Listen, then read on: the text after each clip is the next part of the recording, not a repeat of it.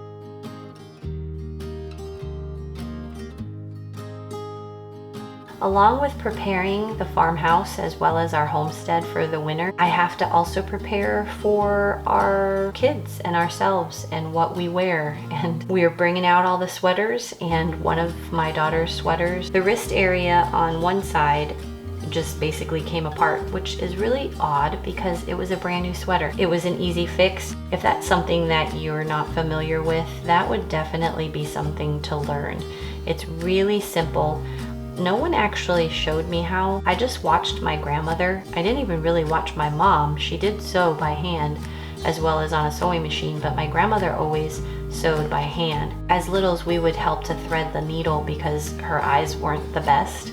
And I always felt really like helpful and almost like, I don't know, I felt really proud that she would ask me to help her. And now at my age, when I thread it through without needing glasses or anything, I still have a sense of pride in doing that. It's just kind of funny, some of the things that stick with you even into adulthood. Again, she never really taught us how. I just watched her, and our littles do the same, where a lot of things we teach them obviously, but some things they learn just by watching us do it. And how awesome is that? I love that about being able to stay home with them and to be able to teach them at home has been just such a blessing.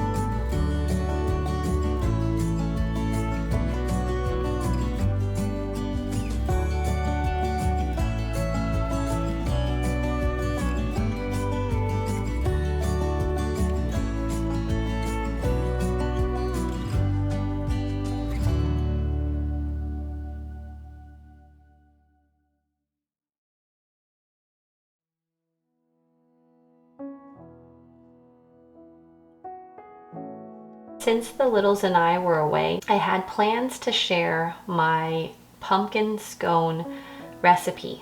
It's a sourdough pumpkin scone recipe, and I have no idea what I did with the recipe.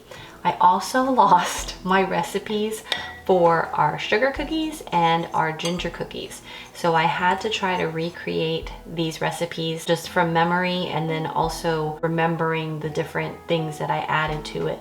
So it was kind of trial and error, and I believe that this one is a winner. Now, I have no idea if it is exactly like the one that I used before we left for California, but I do know that this one is really delicious too. So I will be writing that for the blog, and that will be up probably next week for those of you who were looking forward to seeing that pumpkin scone recipe. I don't typically like to decorate with food. Also, I don't really like to do like crafts and things like that with kids using food because I feel like it's wasteful. But I basically purchased like 3 of these navel oranges. I wanted to dry them so that I could use them on my garland and maybe on our Christmas tree. As I was cutting these oranges, I thought it was really just a fun moment for me because the knife is actually my grandmother's. I'm just excited to be able to use it in my own kitchen because my grandmother used it to make every single meal. She made all of her meals from scratch and they were so delicious. She was such a good cook. And then my dad made the cutting board for my mom. And since my mom isn't really cooking as much because it's just her, she said that I could have the cutting board. So just the combination of the two was just a sweet gift. If you have different ways that you prepare for winter, I would love to hear about those in the comments below. And if you have any questions, you can DM me or check out some of our other social media platforms on Instagram, on Facebook, as well as Pinterest, and if you're on Rumble. So I hope that you have a blessed Thanksgiving, and we will see you in the next video.